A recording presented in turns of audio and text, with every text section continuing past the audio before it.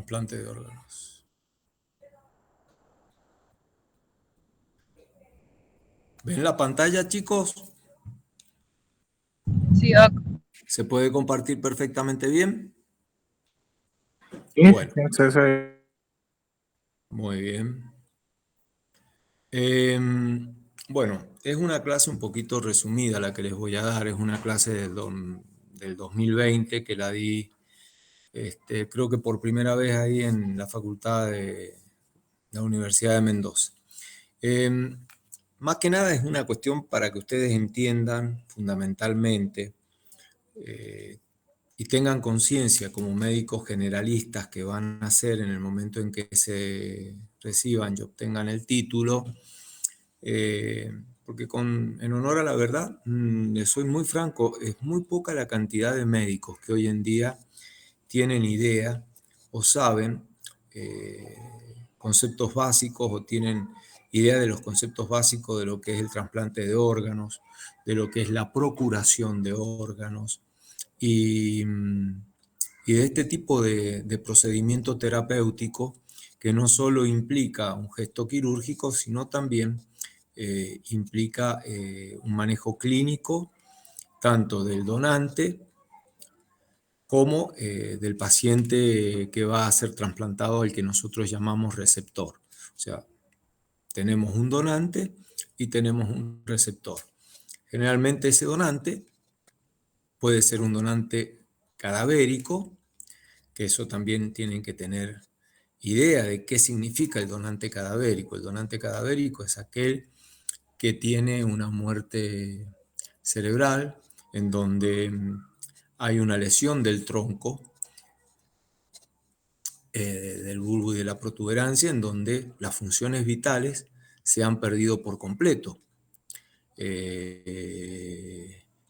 Es un cadáver, por decirlo así, dar una definición, que tiene una asistencia tanto ventilatoria como mecánica ventilatoria, y gracias a drogas inotrópicas mantiene su función cardiovascular. Es importante también tener en cuenta que esas dosis de ciertos inotrópicos tienen que ser bajas, porque si no, no se puede muchas veces en dosis altas, la inestabilidad hemodinámica y el hecho de que uno maneje altas dosis de drogas inotrópicas también perjudican al hígado, perjudican al riñón y obviamente al corazón. Entonces, son donantes que tienen una asistencia respiratoria mecánica. Si ustedes le sacan el respirador, obviamente el paciente no respira, el individuo no respira. Y no así tanto la función cardiovascular, en donde lo ideal es siempre usar bajas dosis de inotrópicos para mantener una función cardiovascular aceptable. Habiendo hecho esto, yo creo que ustedes ya sabían, de alguna manera, que el donante no es un donante a corazón parado. Hoy en día, este término se está también utilizando. Una persona que sufre, por ejemplo, un accidente cerebrovascular y tiene una detención de su función cardíaca, corazón parado, puede llegar en algún punto a ser un donante, gracias a una asistencia mecánica de su función cardíaca. Se trasladan estos individuos con muerte clínica, por decirlo así, con paro cardiorrespiratorio, y se hace la asistencia propia de la reanimación, y cuando llegan a un centro hospitalario, eso tiene que ser generalmente en lugares en donde la unidad o el programa de trasplante esté funcionando y que haya una especie de coordinación, por decirlo así, y operativo, que permita que ese individuo con el corazón parado y con maniobras de reanimación pueda llegar a ese centro y allí utilizar sus órganos para trasplante. Bueno, esto acá todavía en Argentina, en algunos centros, por decirles así, se ha podido realizar, pero no son los más. Sí, en Europa y sobre todo en España, generalmente son un poco los pioneros de este tipo de donante. Todo esto que yo les comento es un poco la consecuencia de la escasa cantidad de donantes que en el mundo existe. No digo solamente en Argentina, que en el mundo existe, porque tampoco hay una conciencia de la donación de órganos. Mucha gente lo malinterpreta, incluso vergonzosamente, hay que decirlo también los médicos, desconocen este tipo de situación. Por lo tanto, esta clase es como para abrirles a ustedes un poquito la cabeza en el sentido de que se informen fundamentalmente de lo que es el trasplante de órganos y de tejidos. Un poquito como definición es lo que acabo de mencionarles. ¿Me escuchan bien, cierto? Chicos, Sí, se escucha bien, doctor. por definición es un procedimiento por el cual se implanta un órgano o un tejido procedente de un donante a un receptor. Eran los dos términos que en un principio yo les comenté. El donante y el receptor. Y el implante de ese órgano o de ese tejido desde el donante hacia el receptor. Obviamente todo esto tiene un proceso. Ese proceso comienza fundamentalmente cuando existe un individuo o una persona internado generalmente en una unidad de terapia intensiva que ha sufrido, vamos a dar un ejemplo, un accidente cerebrovascular o un traumatismo cráneoencefálico grave, y en donde sus funciones vitales por lesión del tronco han dejado de estar presentes y de tener su actividad. Por lo tanto, ese individuo, esa persona, necesita de una reanimación ventilatoria mecánica y de un sostén hemodinámico gracias a drogas inotrópicas. Cuando se detecta este presunto donante, generalmente lo ideal es informar a los establecimientos de procuración e implante de órganos, por ejemplo, Incucay, Cucaiba, Incaimen, que es nuestra institución acá en Mendoza, de que hay un presunto donante. De allí se envía a una persona especialista, digamos, en este tema, para poder hablar con la familia. Un poquito tenemos que ver el concepto de la nueva ley, que esa nueva ley dice que todos somos donantes, salvo que de alguna manera dejemos expresamente definido que no queremos ser donantes. O sea que si hoy en día no hace falta, cuando uno va a renovar el carnet de conducir, por ejemplo, decir que de alguna manera sí somos donantes o no somos donantes. Si nosotros no decimos nada, se supone que somos donantes. Pero esto tampoco es tan así. Es decir, supongamos que el individuo sea una persona de campo y que sea una persona ignorante que nunca supo que existe esta ley. Nadie va a ir de una manera totalmente unilateral a querer tomar o decir, mire, él es donante porque nunca lo dijo. Obviamente, la última palabra en esta situación siempre la van a tener los familiares. Siempre la van a tener los familiares. Se le informa al familiar que él, al no haber aceptado, al no haber dicho no quiero ser donante, se supone que es donante. No sé si soy claro. Entonces, siempre la última palabra la tiene la familia directa, el padre, la madre, el hijo, la esposa. De esa manera se acepta, el familiar acepta en esta situación y ese individuo pasa a ser un donante. Al pasar a ser donante, implica ya entonces todo un proceso que es muy importante tenerlo en cuenta. Ahí ya tenemos el donante y ahora tenemos que hablar del receptor. El receptor es el enfermo, es la persona que está de alguna manera esperando esperando un órgano. A través del sistema que nosotros tenemos, sobre todo para hígado, en nuestro país, que es un sistema nacional, hay un modo en donde de alguna manera podemos nosotros decir que esa persona o ese individuo está inscrito con lo que se llama MEL. Por ejemplo, el MEL lo utilizamos para hígado. Eso significa, en siglas, Model and Liver Disease, modelo de enfermedad hepática terminal. Eso significa que, de alguna manera, ese receptor, a través de un algoritmo, está inscrito con un puntaje. A mayor puntaje, mayor posibilidades de recibir un órgano. Este es un sistema nacional, no es un sistema regional. Entonces, ahí tenemos al receptor.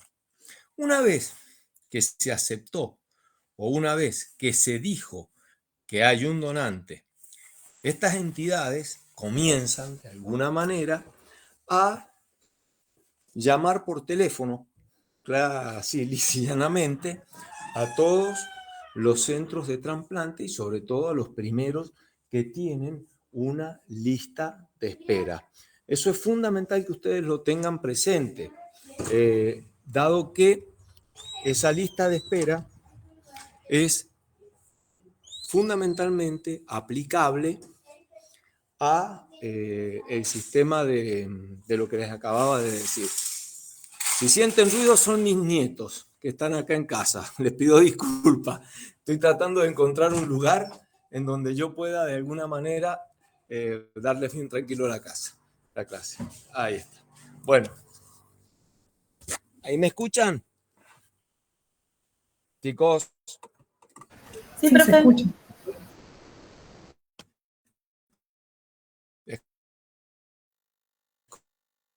¿Escuchan bien? ¿Escuchan bien? Sí, Sí, se escucha bien. Hola.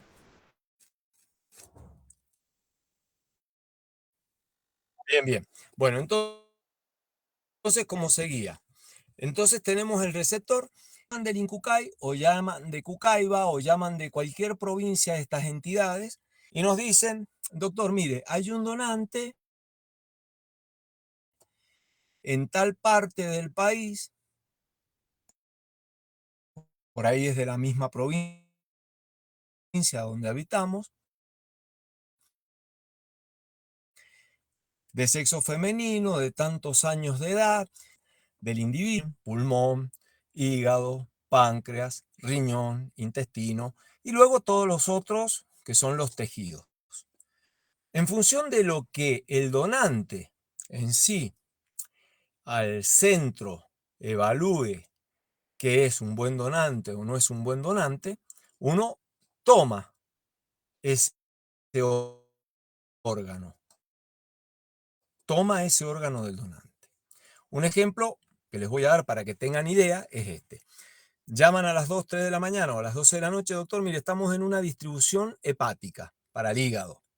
Tenemos un donante de sexo femenino de 30 años de edad que sufrió un accidente vial con un traumatismo craneoencefálico. Está en asistencia respiratoria desde hace 48 horas. No hay ningún tipo de infección al momento, no está con antibióticos, está con una mantención de su sistema cardiovascular con bajas dosis de inotrópicos, 0,01 gama de noradrenalina, tiene toda la serología negativa para cualquier enfermedad viral, no tiene antecedentes tóxicos, mide 1,70 m y pesa 68 kilos, y tiene una ecografía hepática en donde el hígado no tiene ningún tipo de lesión, no tiene ningún tipo de sospecha de enfermedad hepática. Entonces, bueno, si yo tengo un paciente que está esperando un hígado, es un donante, en este caso, excepcional. Y si yo tengo un paciente que tiene un MEL superior, supongamos a 27, 28, seguramente ese receptor, ese paciente, con ese órgano va a andar muy bien. Por ahí pasa todo lo contrario. llaman y dicen, mire, tenemos un donante de 68 años, 1,50 m y pesa 90 kilos. Yo ya sé que ese hígado seguramente es un hígado con esteatosis hepática severa y no lo voy a tomar, ni aún así estuviese muy grave en mi paciente, dado de que es más probable que ese injerto, ese órgano no funcione bien. Entonces, ese es todo un operativo de inicio. Vamos al caso entonces hipotético de lo primero que yo le dije. Esta es una diapositiva en donde, a ver, órganos y tejidos que se trasplantan, para que ustedes lo sepan, que son los dos grandes grupos. Los órganos son el riñón, el hígado, los pulmones, páncreas, corazón, tubo, córneas, válvulas biológicas. Los tejidos no necesitan tiempo de isquemia, que ya lo voy a mencionar, tan cortos. Vamos a detenernos en esta y cuáles son los tejidos. Cuando uno habla de trasplantes de órganos y tejidos, tienen que tener en cuenta esto. Bueno, volvamos al ejemplo para que les resulte más fácil entender. A partir de ese momento, yo acepto ese órgano para mi paciente. Entonces, dentro de esta institución en donde uno trabaja, se le avisa a los médicos que forman parte o integran este programa de trasplante y se le dice, mira, he aceptado un hígado que está en Buenos Aires. Inmediatamente se pone en marcha todo un operativo en donde hay que conseguir el taxi aéreo para viajar a Buenos Aires, ir y hacer la ablación y volver a Mendoza a trasplantar. Entonces, generalmente eso lleva su tiempo. Por eso generalmente las donaciones y las ablaciones, que es el otro término que tienen que tener en cuenta, ablacionar significa extirpar el órgano que vamos a trasplantar. Son dos términos, ablación e implante. Ablación es lo que le hacemos al donante. E implante, implantar el órgano, es lo que le hacemos al receptor. Entonces, tenemos dos términos que ustedes tienen que siempre tener presente. Donante, receptor. Ablación hacia el donante, implante hacia el receptor. ¿Tienen alguna duda? No. Chicos, Ninguno, doctor. bueno, perfecto. Entonces seguimos. Bajo estas circunstancias se viaja con una serie de instrumental para ablacionar y fundamentalmente se lleva lo que se denominan soluciones de preservación de órganos. Estas soluciones de preservación son para todos los órganos.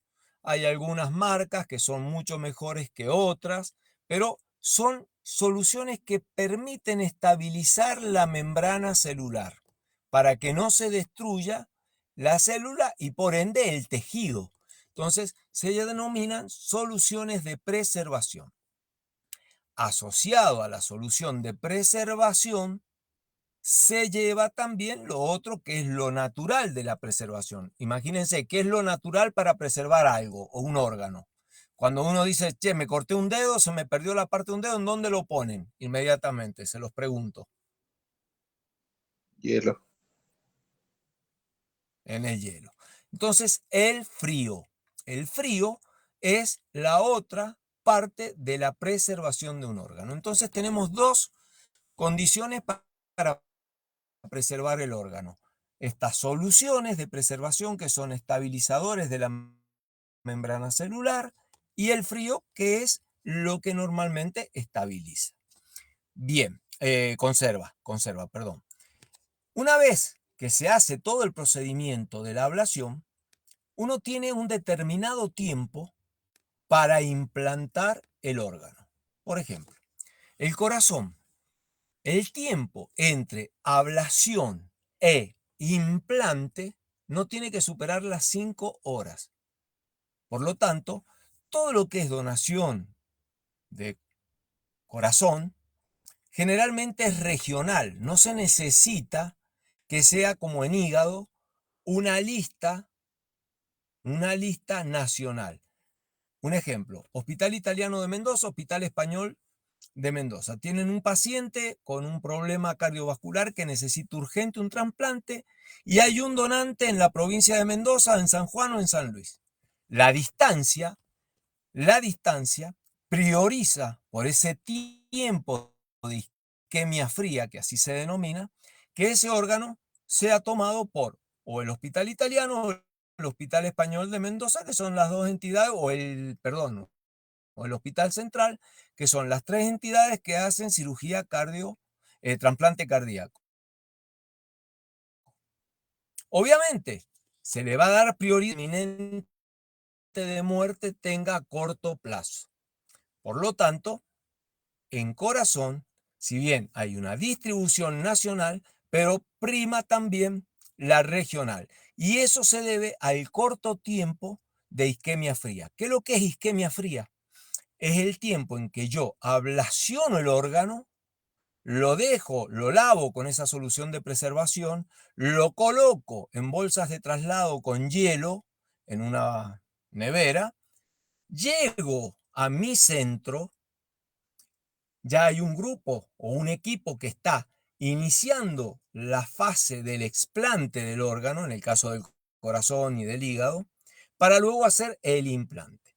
Entonces, para hacer un resumen concreto de términos y de palabritas: donante, receptor, preservación, con soluciones que estabilizan la membrana celular y con el frío que conserva al órgano. Luego tenemos tiempo de isquemia. El tiempo de isquemia fría, que es lo que ya les defino, ya les voy a comentar esta otra diapositiva. El tiempo de isquemia fría, que consiste en lo que les definí, en el momento en que yo ablaciono el órgano, lo coloco en las bolsas de traslado con el frío, ya habiéndolo lavado con la solución de preservación, lo traslado hacia el centro. Ahí hay otro tiempo que es la cirugía de banco, que consiste en preparar el órgano, dejar todas las estructuras que yo voy a tener que unir, ya les voy a dar el caso del hígado, por ejemplo, en el paciente, en el receptor. El hígado tiene un tiempo de isquemia fría más larga, como el páncreas, que son 12 horas. Por lo tanto, podemos especular que el tiempo de isquemia en hígado, uno puede viajar a Buenos Aires, puede viajar al sur del país, pero siempre calculando que entre el tiempo en que yo diga hay clampaje, el clampaje es cuando clampamos la aorta en el donante y deja de tener circulación ese órgano. Ahí, en ese mismo momento, comienza el tiempo de isquemia fría.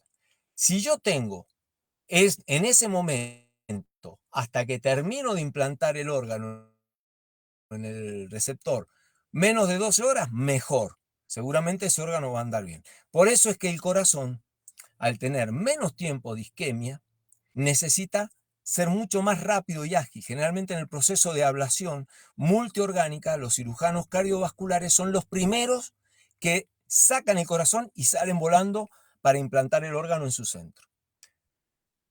El intestino tiene también más o menos el mismo tiempo que hígado y páncreas. Ahora, los riñones tienen hasta 24 horas. Por lo tanto, el riñón generalmente es lo último que se termina distribuyendo. Ahora, tenemos ya este concepto de operatividad, de cómo estamos operando, cómo es el operativo de un trasplante o el operativo de una donación de órganos. Los donantes pueden ser vivos relacionados y los donantes cadavéricos, que es un poquito lo que ya me adelanté y se los dije al principio. El donante cadavérico puede ser a corazón batiente, que es este donante que tiene una muerte cerebral con lesión de tronco, que está con asistencia mecánica respiratoria y con dosis de inotrópicos bajas, como para mantenerlo, sostenerlo, pero que obviamente el paciente no está en un estado vegetativo, sino que ya hay muerte cerebral. Y el corazón parado, que es el que les había comentado, que es todo aquel con muerte clínica, pero con una actividad de reanimación efectiva que pueda llegar rápido a un centro de trasplante y utilizar sus órganos para ser trasplantado. Este último, que es el de corazón parado, es el que en Argentina prácticamente se están recién haciendo algunos, pero no tanto así como se han hecho en España, que sí, España tiene la mayor cantidad de donación y ellos han empezado muchísimo tiempo atrás con esto de corazón parado.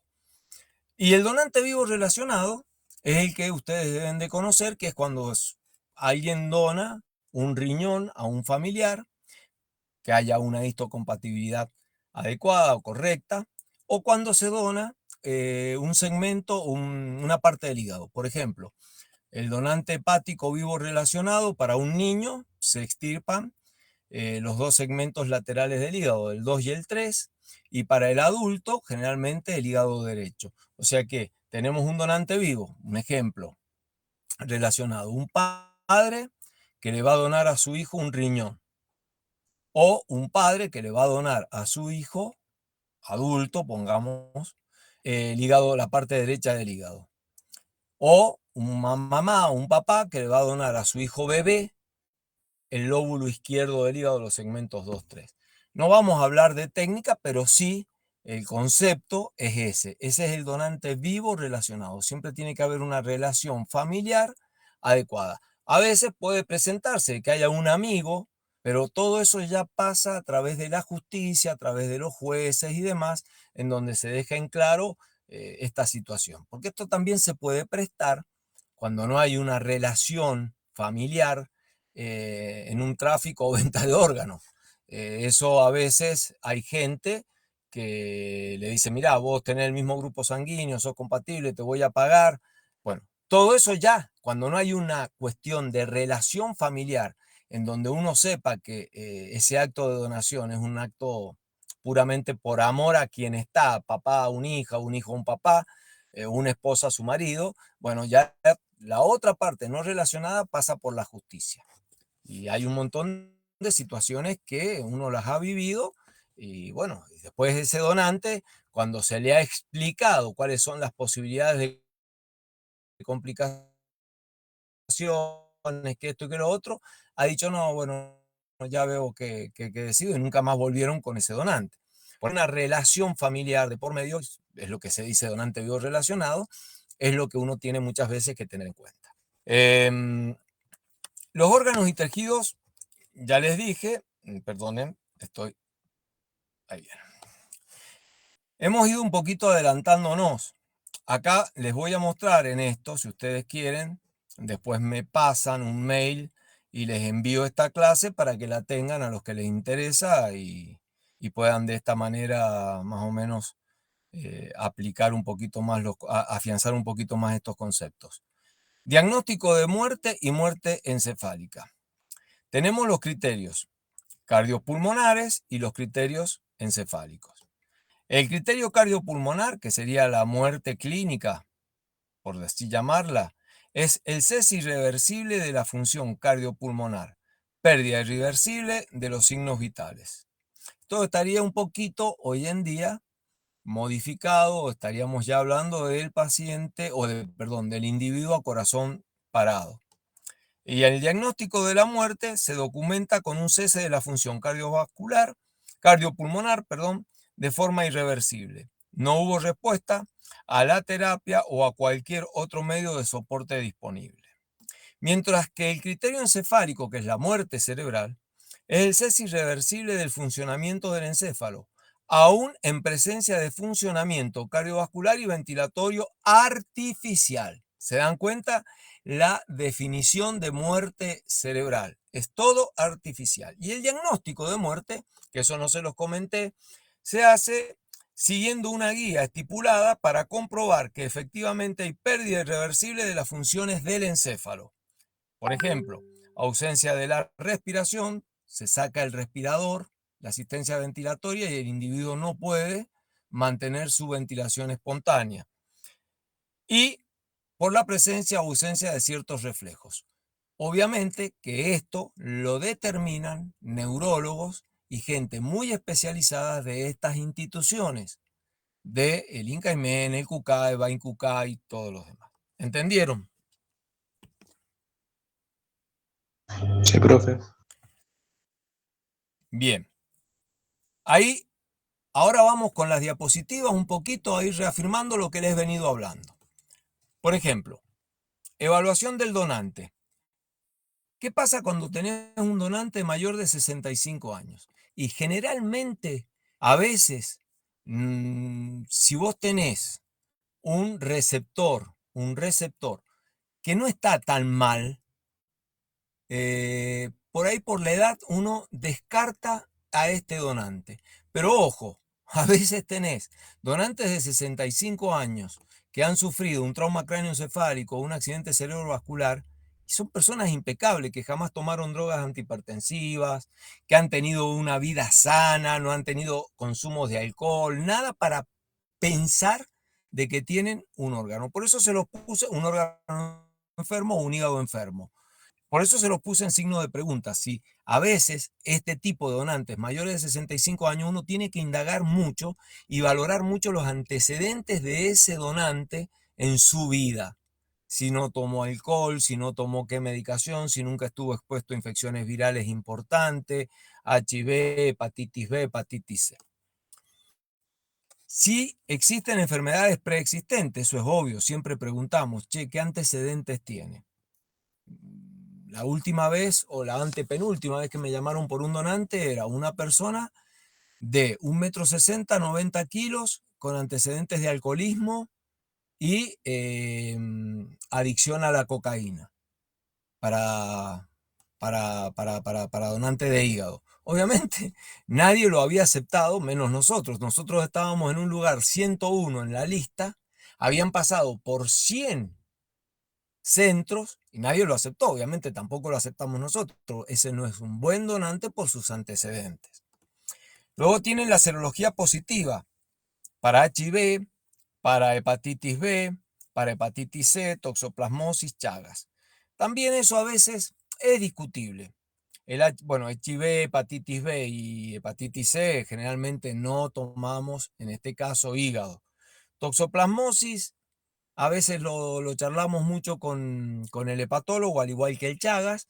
Si el donante tiene todos los otros criterios adecuados, a veces se discute con el hepatólogo para ver cómo está nuestro receptor, si necesita urgente el trasplante y bajo estos antecedentes, si los podemos de alguna manera aceptar al órgano o no. Siempre esto se discute.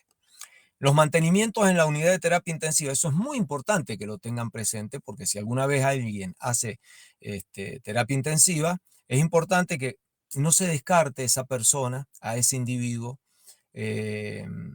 como sucede muchas veces, y ya cuando es irreversible la situación, el paciente se infecta y se tiene que utilizar lo que les decía hace un ratito, dosis altas de inotrópicos, que eso sí perjudica fundamentalmente al hígado y a los riñones, entonces, y sobre todo al corazón, no son buenos donantes. Y lo que les dije siempre al principio, que es la evaluación del tiempo de isquemia fría. Imaginemos que uno tenga que viajar a Ushuaia, que así ha pasado en algunas circunstancias, en avión, y que son casi 3-4 horas de viaje de ida, 3-4 horas de viaje de vuelta, implantar en 6 horas el órgano para el hígado, por decir así. A veces estamos un poco jugados y sacamos esa cuentita de las 12 horas entre la ablación y el implante, y por ahí no nos dan los números y rechazamos ir a aceptar ese donante tan lejos. Y un poco lo que les decía del corazón. Obviamente cuando vos tenés un donante, por más que sea un excelente donante, y las distancias te lleven horas de viaje, de traslado de ida y de vuelta, y no te den los tiempos para hacer el implante en tiempo y forma, bueno, se descartan esos donantes. Bueno, también habíamos hablado la logística, que fue lo que les expliqué con el ejemplito del hígado, cómo hacemos, como cuando nos llaman del Incucay o de Cucaiba o de Incaimen, el frío y las soluciones de preservación, que ya lo sabían, y los tiempos de isquemia fría. Repetimos un poquito acá lo que en un principio ya les había comentado. Eso, por ejemplo, es la cirugía de banco. Ahí es un hígado, ustedes van a ver un montón de pinzas, el cirujano con su pinza de disección en mano izquierda, con la tijerita, eso es el hígado, es una foto, en donde el hígado se está preparando, y eso se hace, si ustedes ven, esa fuente, por decir así, con las bolsas, esas son bolsas de traslado, y debajo de todo eso hay hielo, hay frío. El órgano ya se lavó con la solución de preservación, pero todo esto se hace todavía conservando el frío en el órgano. Bueno, ahí se preparan todas las estructuras vasculares y biliares que vamos a unir respectivamente con lo demás. Por ejemplo, en este caso, en el hígado nosotros tenemos 4 tiempos, que son la ablación del órgano, la cirugía de banco, que es esta que ustedes están viendo, el explante del hígado nativo, del órgano enfermo, el órgano cirrótico, el hígado cirrótico, lo explantamos, lo sacamos de la cavidad abdominal del individuo y luego implantamos este injerto o este hígado nuevo, sano, que va a recibir el enfermo. ¿Se ubican? ¿Entendieron? Doctor, no se está viendo la presentación, no se están pasando las diapositivas. Ah, ¿nos están pasando? ¿No han visto ninguna? No. No, Porque ninguna. acá estoy Solamente dice. compartiendo.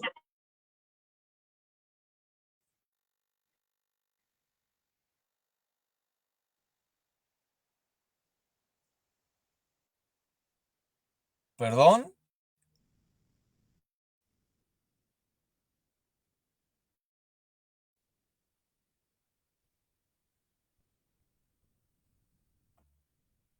¿Se escucha bien? Sí se escucha, profe. Lo que sí, solo vemos la primera diapo. Nunca avanzó. Pero no, pensé que se estaba compartiendo todo. Qué pena. A ver, voy a entrar a casa de vuelta. Puede que no tenga buen internet. Espérenme un segundito.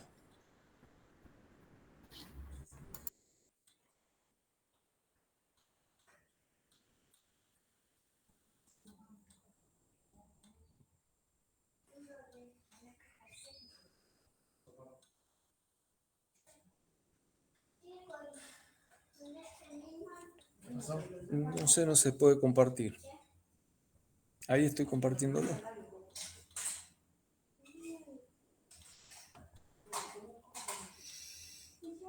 ¿No se puede compartir qué? No, no estaban viendo los chicos las imágenes. Perdonen, estoy con mi hijo, que es ingeniero en telecomunicaciones, me está ayudando. ¿Se escucha? Sí, profe, se escucha. Sí, se escucha. Sí. Ahí pueden ver la presentación. A ver, cambie de diapositiva. Ahí. ¿Cambió? No, no cambió, se quedó en cirugía de banco. Ahí. Ahí sí. Cambie de Y nuevo. esta, que es la cirugía de banco, ¿la bien? Sí. Sí, sí, sí, ahí sí cambió. Perfecto. Sigamos entonces. Pues gracias, Fede. Tengo un ingeniero en telecomunicaciones en mi casa y dependo de él. Bueno. ¿Ahí me escuchan bien? Sí, profe, se escucha bien. ¿Se escucha mal? Bien, bien. Ah, bien. Bueno, esto es la cirugía de banco, que es lo que ustedes ven en este caso. Como les decía entonces, esto es un trasplante hepático. Y este es el tiempo, que sería el segundo tiempo. Ese órgano fue lo que se ablacionó. Ese es el órgano que estamos preparando para implantar en el enfermo, en el paciente. Entonces, como les decía recién, tenemos 4 fases. La fase de ablación, la fase de cirugía de banco. Esta cirugía de banco se hace en la misma institución donde vamos a trasplantar. Este es un cirujano que está realizando la preparación de ese órgano, por decir, a ver, preparando la arteria, preparando la vena porta, la arteria hepática, la vena porta, la vía biliar y la vena cava, que son las 3 estructuras vasculares que vamos a unir a las estructuras vasculares del receptor. Y la vía biliar, que vamos a unir la del injerto a la del receptor. En el trasplante hepático, entonces, tenemos estos 4 tiempos, estas 4 fases. Mientras este cirujano prepara el órgano, otro grupo está explantando el órgano nativo, el hígado enfermo, se saca completito y en el mismo lugar en donde estaba se implanta este órgano. Eso se llama trasplante ortotópico, es decir, implantamos en el mismo lugar que estaba el órgano enfermo el nuevo órgano o el injerto. Por ejemplo, un trasplante renal no es ortotópico, es heterotópico. Los trasplantes renales se implantan fuera del lugar donde normalmente está el riñón, que es la fosa lumbar. Los trasplantes de riñón se implantan o en fosa ilíaca derecha o en fosa ilíaca izquierda, generalmente en fosa ilíaca izquierda. Por lo tanto, el hecho de que no se ubique el órgano en el mismo sitio en donde estaba el órgano nativo, implica que eso es un trasplante heterotópico. El trasplante pancreático también es heterotópico. Se implanta el páncreas en la fosa ilíaca derecha del paciente, no en el lugar donde habitualmente estaba el páncreas. Corazón e hígado, igual que pulmones e igual que intestino, son trasplantes ortotópicos, o sea, ocupan el mismo lugar que estaba el órgano nativo. Repito, corazón, hígado e intestino son trasplantes ortotópicos, ocupan el mismo lugar donde estaba el hígado, el órgano nativo, mientras que riñón y páncreas son heterotópicos. Se implantan los injertos no en el mismo lugar donde los órganos están. ¿Soy claro? ¿Quedó bien? ¿Claro? ¿Entendido eso?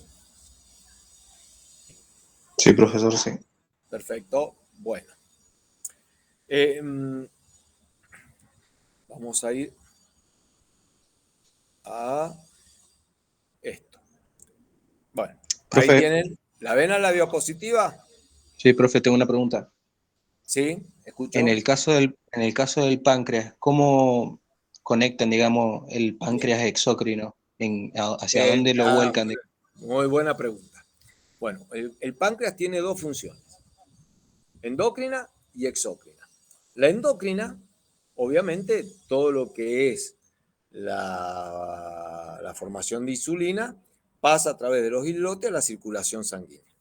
Si ustedes se acuerdan de la anatomía del páncreas, tenemos la cabeza, el cuerpo y la cola. El vaso, en el caso de que se hace en el caso de la ablación pancreática, de la ablación de páncreas, se saca todo en bloque. Se saca el vaso, se saca el cuerpo cola de páncreas y se saca todo el marco duodenal, tanto de la segunda porción, primera porción, segunda, tercera y cuarta porción duodenal. Se conservan la vena, en este caso mesentérica superior, obviamente la vena esplénica y la arteria esplénica y la arteria mesentérica superior. ¿Se acuerdan por qué?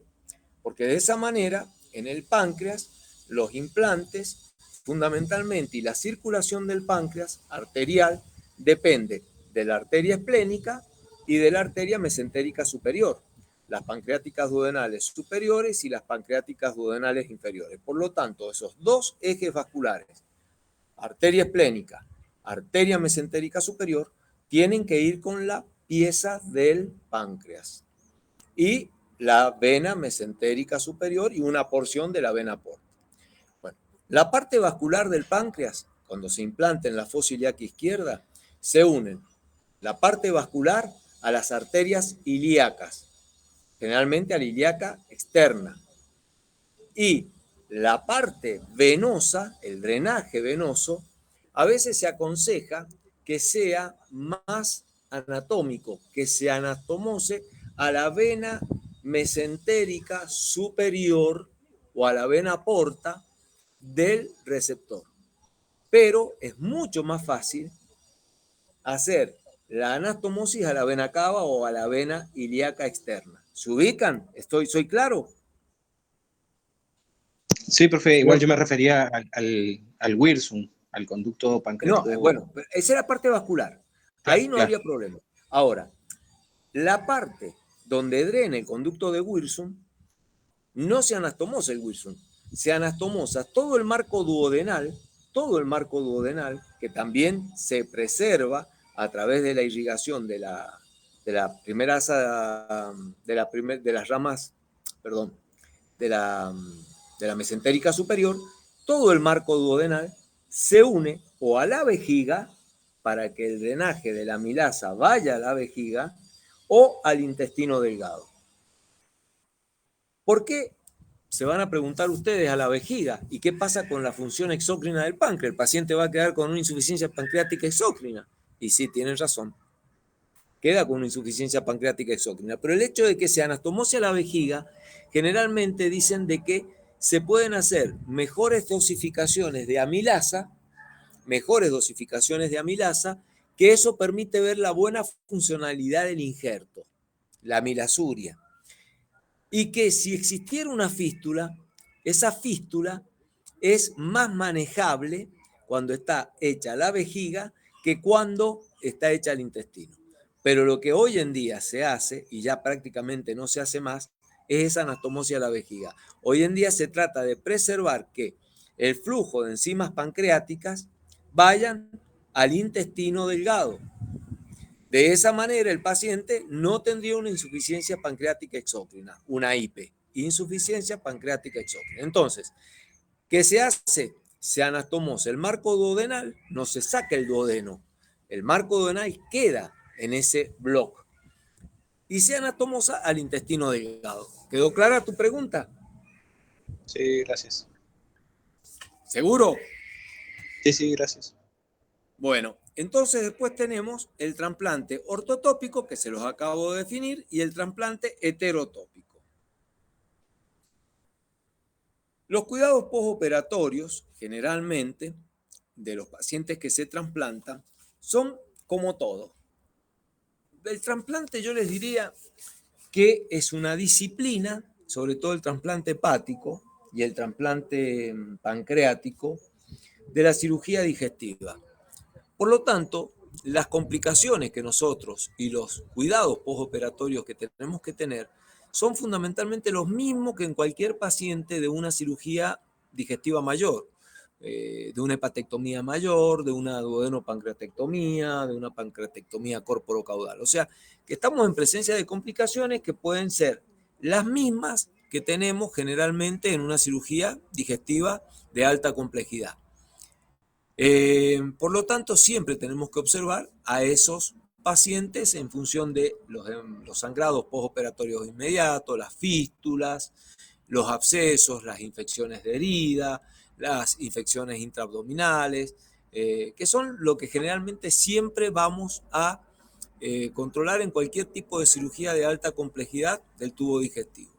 Y los específicos, fundamentalmente para los órganos, son los manejos con inmunosupresores para evitar los rechazos agudos, hiperagudos o los rechazos crónicos.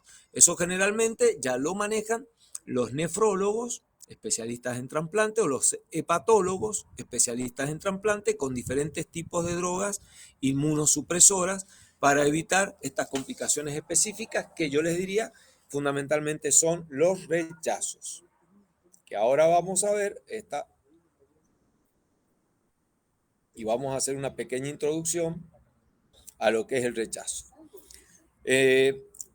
Como dice esta diapositiva, tras un trasplante, las diferencias de los tejidos, tanto del donante y del receptor, pueden producir que el sistema defensivo del organismo reaccione frente a este al reconocer el órgano como extraño. Esto puede originar un fallo orgánico del paciente trasplantado que se denomina rechazo.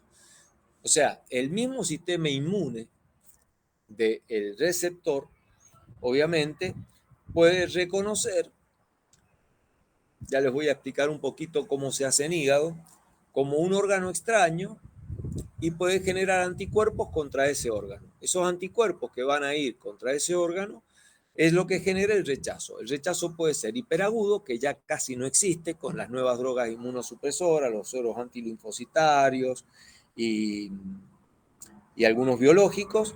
Ya no hay un rechazo hiperagudo y menos, yo le diría, cada vez menos agudos. Generalmente los rechazos son crónicos cuando los pacientes pierden de alguna manera en el tiempo adhesión a los tratamientos con inmunosupresores. Si bien los inmunosupresores, las dosis a partir de el primero, segundo, tercer año van siendo dosis muy bajas, bueno, hay gente que se cansa y que por alguna circunstancia u otra no adhiere al tratamiento con inmunosupresores y son los que comienzan a tener este tipo de complicaciones específicas que es el rechazo.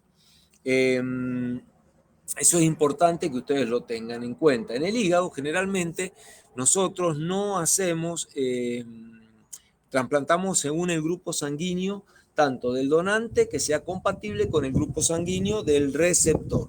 Mientras que en riñón, igual que en corazón, mientras que en riñón generalmente es un poco más complejo porque se necesitan los famosos cross-match de histocompatibilidad para el trasplante renal, porque es el que generalmente más complicaciones de rechazo puede llegar a tener. El hígado se maneja muy, muy bien y el riñón de alguna manera sí se evalúa mucho esto del cross-match, de la histocompatibilidad, tanto del donante como del receptor. Eso es muy importante. Ustedes pueden llegar a conocer gente que teniendo un lazo familiar directo, madre e hijo, la madre no ha podido ser donante de un hijo para un trasplante renal, por una cuestión de histocompatibilidad. O de un padre hacia un hijo, también de la misma situación. Mientras que en hígado, el donante vivo relacionado, por ejemplo, si yo tengo el grupo A positivo y mi hijo o mi hija tiene A positivo, puedo yo ser donante sin ningún inconveniente, sin ningún estudio más específico de compatibilidad, de histocompatibilidad. Entonces son diferentes situaciones que ustedes también deben de conocer. Y por último, el tema de cómo controlar esto que es la inmunosupresión. Los linfocitos T son los que constituyen un poquito, como para decir así, la piedra angular en la respuesta halogénica, es decir, es la primer célula que va a ir al choque, por decir así, en el reconocimiento de este nuevo órgano. Estos reconocen los antígenos intracelulares de estas células o extracelulares en las células presentadoras sobre las moléculas del sistema HLA. Y ya como resultado se produce una expansión linfocitaria que ocurre a varios niveles y que tiene como resultado una respuesta de tipo humoral o de tipo celular inicialmente. Los regímenes de inmunosupresión utilizados en el trasplante son utilizados en la inducción, en el mantenimiento o como rescate. Eso es un poco lo que yo les explicaba. En el momento inicialmente del trasplante, en el mantenimiento y cuando el paciente de alguna manera vimos que comenzó a rechazar, bueno, lo vamos a rescatar. Las terapias de inducción actúan fundamentalmente disminuyendo la proporción de precursores de células T. Eso, para que lo entiendan, generalmente en hígado, cuando hacemos el implante o empezamos a hacer el implante, generalmente los hepatólogos nos dicen, che, hacerle una dosis alta de Prograf, o hacerle una dosis de Prograf de tanto, o hacerle un corticoide, una dosis de corticoide de tanto. Entonces, eso es en el momento en que estamos para evitar el rechazo inmediato del órgano. Eso sería en el momento de la inducción. Y eso evitaría, como les dije, disminuir la proporción de los precursores de células y también disminuyen la eficacia de la presentación de antígenos. Más o menos es un tema bastante complejo lo de la inmunosupresión. Generalmente uno como cirujano la conoce, pero los que realmente la manejan y en el seguimiento y en el control post-trasplante son, en el caso nuestro de hígado, los hepatólogos, y en el caso de los renales, los renopancreáticos, los nefrólogos con especialidad en trasplante. Bueno, hasta acá la clase. No sé si ha sido útil, no ha sido útil, si les ha gustado, no les ha gustado. Sí, doctor, muchísimas gracias. Bueno, cualquier duda, el doctor Valerio tiene mi contacto, y o si no, Abigalí, no tengo problema en que me envíen un mensaje, y si tienen que aclarar algo, preguntar algo que se les haya quedado, no tengo problema en responderles. Les pido disculpas también por otro lado porque se me pasó un poco el horario, tuve que hacer una serie de cosas que me retrasaron para comenzar la clase como habíamos quedado a las 3 de la tarde. Les pido mil disculpas.